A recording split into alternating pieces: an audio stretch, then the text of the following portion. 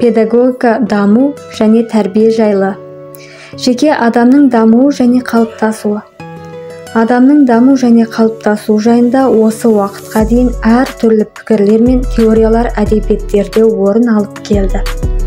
Атақты грек философтары Платон және Аристотель адамның дамуын алдын ала тағдыр белгілеген тұқым қуалаушылық табиғатынан деп дәлелдеді.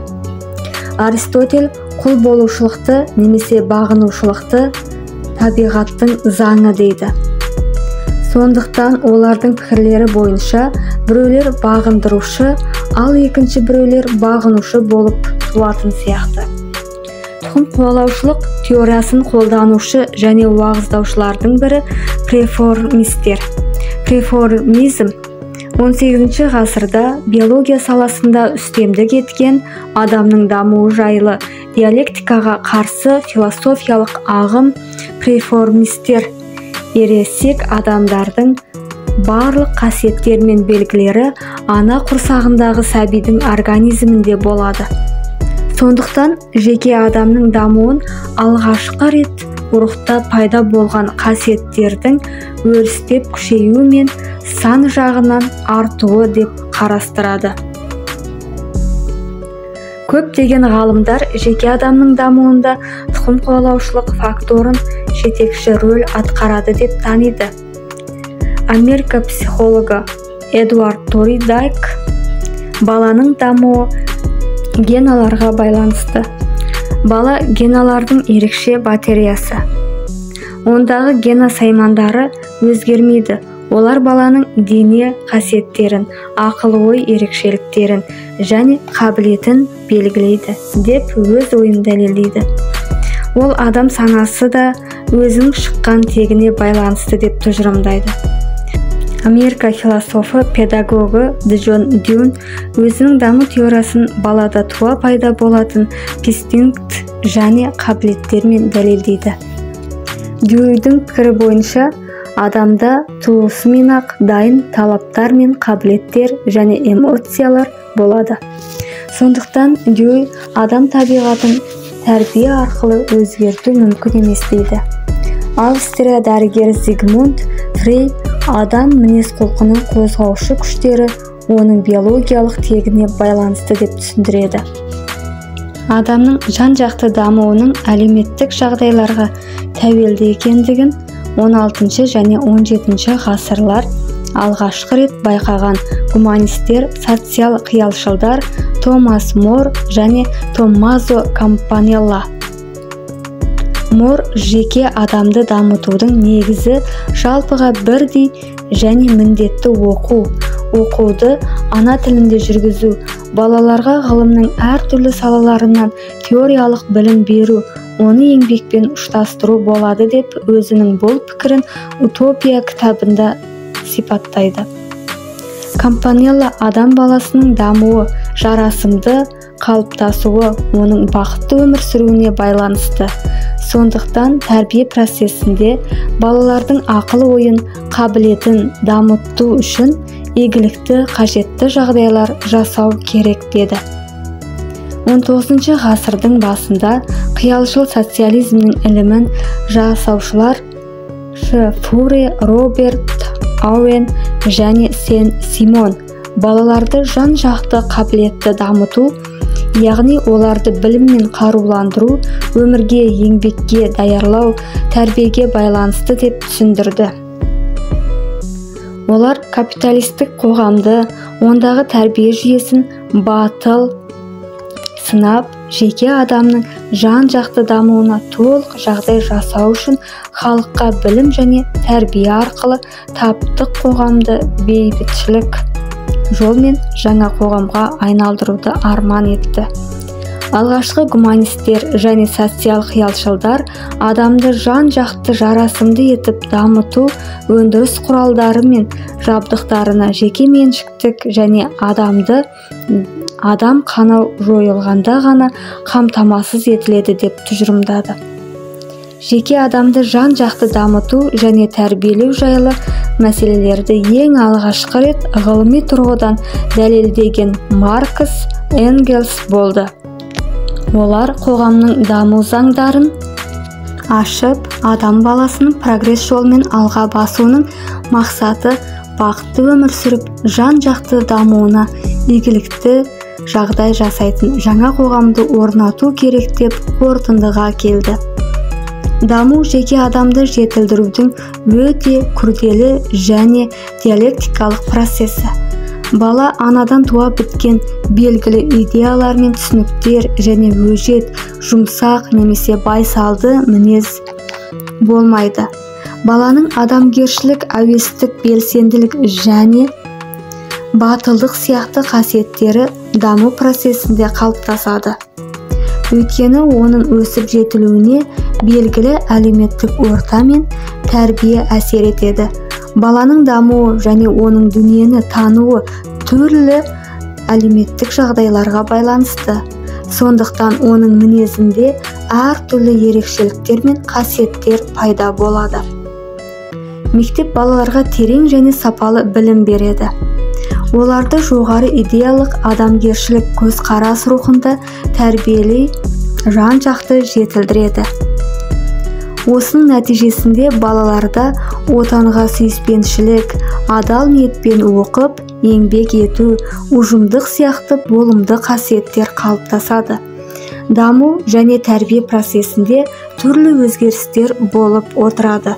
Баланың организмі бүкіл өмірінде әртүрлі дене және психикалық өзгерістер арқылы дамиды. Оларға организмнің өсіп жетілуі, ақыл-ойының дамуы, мінез-құлқының қалыптасуы жатады. Осындай өзгерістердің барлығы табиғи және әлеуметтік ортаның тәрбие мен өзін-өзі тәрбиелеудің ықпал етуіне байланысты. Әлеуметтік орта мен тәрбие балаға әртүрлі дәрежеде әсер етеді. Өйткені баланың сыртқы әсерді қабылдауы оны ішкі сезіміне, санасына байланысты. Сондықтан қабылдау процесінде баланың санасында ішкі қайшылық туады. Бұл дамудың қозғаушы күші. Павловтың ілімі бойынша даму ішкі нерв жүйесі қызметінің және сыртқы жағдайлардың өзара әрекеттесуі. Айналадағы шындықтың адамға ықпал етуі. Баланың дамуына ықпал ететін факторларға тұқым қуалаушылық, әлеуметтік орта, тәрбие, тағы басқа жатады. Тұқым қуалаушылық. Тұқым қуалаушылық ұрпақтың ата-ана мен биологиялық ұқсастығын елестетуі. Кейбіреулер баланың сыртқы пішініне қарап бірден қалай әкесіне не шешесіне ұқсап қалған деп таңданады. Әрине, бұл кездейсоқ нәрсе емес, өйткені баланың шашы мен көзінің бояуы, терісінің пигменті, бет келбетімен, басының формасы, жүрісі мен өзін ұстау қалпы тұқым қуалау арқылы берілетін биологиялық ұқсастықты еске түсіреді. Бала қозғалыс мүшелерін, нерв жүйесін, функция қасиеттерін, алғашқы биологиялық қажеттері, ал кейде дауыс тембрі, музыкаға, биге, математикалық қабілеттілігі сияқты өте нәзік ерекшеліктерді тұқым қуалау арқылы алады. Бірақ өте нәзік ерекшеліктердің тұқым қуалау жолымен берілуі өте сирек кездесетін жағдай. Соңғы жылдары әдебиет беттеріндегі генеалогиялық және статистикалық деректерге қарағанда ата-аналарды және олардың балаларын ұрпақ бойынша зерттеудің кейбір нәтижелері тұқым қуалау себептеріне байланысты ұқсастықтардың болатындығын көрсетеді. Мысалы, атақты ұлы композитор Йоганн Себастьян Бахтың ұрпағы 300 жылдың бойында 20-дан астам музыканттар берді. Әрине, бұны бір жағынан үйелмен мүшелеріндегі табиғи мүмкіншіліктердің болуына, ал екінші жағынан Бах үйелмендегі музыкалық дәстүрге арнаулы музыкалық тәрбие байланысты деп қарастырған жөн. Баланың орталық нерв жүйесіндегі туа біткен ерекшеліктерін жоққа шығаруға болмайды. Ғылыми деректерге қарағанда, ми және сезім органдарының құрылысы мен функцияларындағы кейбір айқын ерекшеліктер әртүрлі арнайы қабілеттердің себепшісі. Мысалы, музыкаға дарынды адамдардың миының қатпарларындағы ерекше цитоархитектоникалық аймақтарында нерв клеткаларының жақсы дамығандығы байқалған. Ал музыка дыбысын ажырата алмайтын адамның самай бөлігінде мұндай нерв клеткаларының топтануы болмайды. Әрине, бұдан жеке адамның музыкаға қабілеті тіптен дамымай қалады деген ұғым тумайды. Өйткені адамның музыканы есту қабілетінің нашар болуы оның фонетиканы игеріп кетуіне теріс әсер етпейді. Сондықтан әртүрлі қабілеттердің компоненттерін белгілеп, олардың қайсысы нышан арқылы дамиды, ал қайсысы іс-әрекеттерінің нақты тәсілдері мен арнайы жаттықтыру жұмыстары арқылы қалыптасады. Міне осы жағын еске алып анықтаған жөн. Себебі қабілеттер дамуының әлеуметтік заңдылықтарын адамның генетикалық фондысынан ажырата алып қарастыру ешқандай ақылға сыймайды. Орта. Адамның дамуы күрделі процесс. Адамның дамуына табиғи және әлеуметтік орта ықпал жасайды. Табиғи орта бұл түрлі табиғат жағдайларының адам тұрмысына, қызметіне ықпал жасауы. Тропикалық ауа райы жағдайында және ауа райы өте суық солтүстік аймақтарда тұратын халықтардың тұрмысында және іс-әрекеттерінде елеулі айырмашылықтар болады. Ауа райы өте ыстық елдердің халықтары егін шаруашылығымен шұғылданса, ал қиыр солтүстіктің қатаң ауа райына шыныққан тұрғындар бұғы өсіру, балық аулау кәсібімен айналысады. Табиғат жағдайларына байланысты олардың мінез-құлықтарында да ерекшеліктер байқалады. Әрине, бұл жағдайлар халықтардың адамгершілік қасиеттеріне, эстетикалық талғамдарына зиянды әсерін тигізбейді. Әлеуметтік орта жеке адамның мінез-құлқының дамуына ықпал жасайтын қоғамдағы әлеуметтік қатынас. Адамдар олардың көп қырлы іс-әрекеттері. Маркс пен Энгельс адамды ортаға белсенді әсер ететін, өз өміріндегі жағдайларды өзгерте алатын әлеуметтік ортадағы қайраткер деп қарастырады. Қоғамдағы адамның дамуы табиғи әлеуметтік орта мен адамның күрделі және өзара әрекеттесуінің әсерінен адам өзінің іс-әрекеттері арқылы жұмыс жағдайын, өзінің психикасын белсенділікпен өзгертеді. Біздің елімізде адамның қалыптасуы әлеуметтік ортаны құрайтын шындық жағдайларында жүзеге асырылады. Әлеуметтік орта мен мектептің ықпал жасауы нәтижесінде дүниеге көзқарасы, құлықтық, эстетикалық және осы сияқты болымды қасиеттері дамып қалыптасады.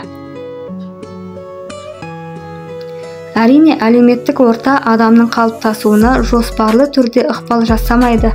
Сондықтан ортада стихиялық жағдайлардың да болуы сөзсіз. Егер адамның қалыптасуына ортаның қатысы шамалы болса, онда орта адамның талабын қанағаттандырмайды. Сондықтан адам өзінің дамуы үшін қажетті материалдарды осы әлеуметтік ортадан жинайды. Адамның дамып жетілуіне қажетті мүмкіншіліктерді нышанды табиғат береді. Бірақ нышан өздігінен дамымайды. Оның дамуына себепші болатын факторлардың бірі әлеуметтік орта. Егер бала әлеуметтік өмірден тыс қалса, онда оның даму дәрежесі жануарлардан жоғары болмайды. Түрлі себептермен Африка, Үндістан, Индонезия елдерінің ормандарында, аңдардың үңгірлерінде әлеуметтік ортадан тыс өмір сүріп тіршілік еткен жас балалардың санасын ояту қабілетін дамытудың мүмкін емес екендігіне ғылыми мәліметтер дәлел бола алады. 1920 жылы Үндістанның Годамури деревиясында тұратын жергілікті халықтардың хабарлауымен аңшылар қасқырдың күшіктерімен бірге үңгірде ұйықтап жатқан 2 баланы ұстап алып, жетім балалар тәрбиелейтін үйге әкеліп тапсырған. Олардың біреуі 2 жастағы, екіншісі 7 жастан асқан қыз балалар болды. Бұл балалардың қылықтары қасқыр сықылды. 4 аяқтап жүру, шикі ет жеу және күндіз ұйықтап, түнде жүруге бейімделген. Балалар үйінде кішісіне Амала, ал үлкеніне Камала деп ат қойылды. Амала 1 жыл ғана өмір сүрді, ал Камала 17 жасқа келіп 1929 жылы қайтыс болды. Осы 10 жыл ішінде Камаланың денесі мен санасында қандай өзгерістер болды? 3 жылы жас баладай аяғымен қаз тұруға үйренді. Ал 7 жылы басқа адамның көмегінсіз жүретін болды. Соңғы жылдары өз бетімен жуыну, орындыққа отырып, тарелкеден тамақ ішу, түнде ұйықтау секілді адамгершілік әдеттер қалыптаса бастады. Бірақ Камаланың санасы жетіліп, тілі дамымады. 17 жасқа дейін болғаны 56 ғана сөзді үйренді.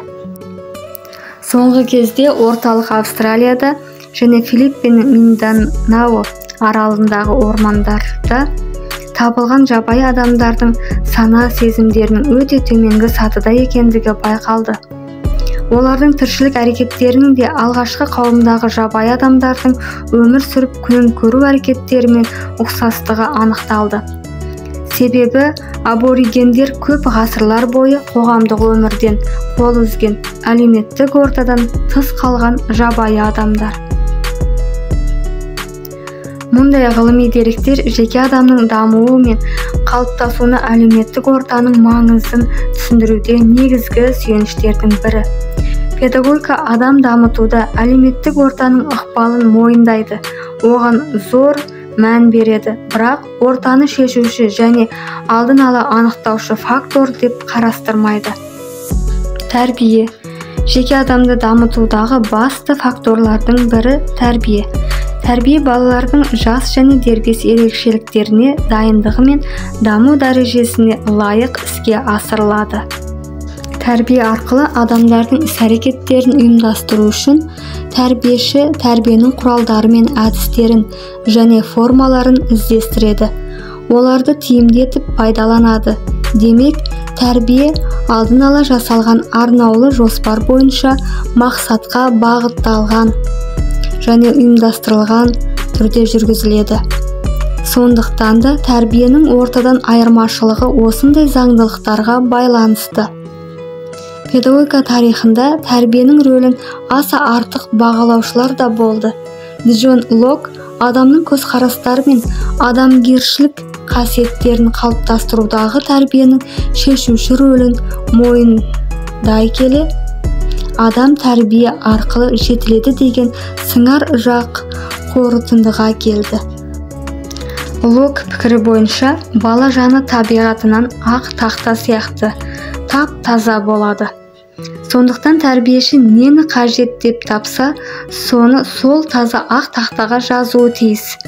Бұл жерде Лок тәрбиенің рөлін аса дәріптеп, әлеуметтік орта мен тұқым қуалаушылық факторларының адамды дамытудағы ықпалын жете бағаламайды. Белинский бала жаны не болса соны жаза беретін таза ақ тақта емес, оған өмір жазатын әріптердің мәні тәрбиеші мен жазу құралына және сол тақтаның өз сапасына байланысты деп жазды. Белинский тәрбиенің рөлін жоғары бағалай келе, адамның дамуына тұқым қуалаушылық пен ортаның әсерін де ескерген жөн деді. Лок пен Белинский көзқарастары бойынша адамның қанауы жағдайында тәрбие арқылы адамдарды түрлі дәрменсіздіктен, кемістіктен, кесірліктен құтқаруға болады. Демек, олар тәрбие арқылы адам баласының тұрмысын жақсартуға және санасын өзгертіп жөндеуге болады деген жорамалды ойға келді. Тәрбие арқылы халықтың тұрмысын жақсарту және оның таным қабілетін дамыту мәселелерін педагогика таптық қоғамды жойып, жаңа демократиялық қоғамды құрғанда ғана іске асыруға болады деп қарастырады. Тәрбие процесінде бала өзінің дамуына қажетті жағдайларды пайдалануы тиіс. Осыған орай тәрбиеші тәрбие арқылы баланың түрлі іс-әрекеттерін тиімді етіп ұйымдастырады. Оның дамып жетілуіне қажетті материалдарды іріктеп алады. Айналадағы табиғи және әлеуметтік ортаға көзқарасын дамытады. Тәрбие жұмыстарының сара жолдарын табудың нәтижесінде баланың ой өрісі кеңейді, эстетикалық сезім мен талғамы артып, адамгершілік сапасы қалыптасады.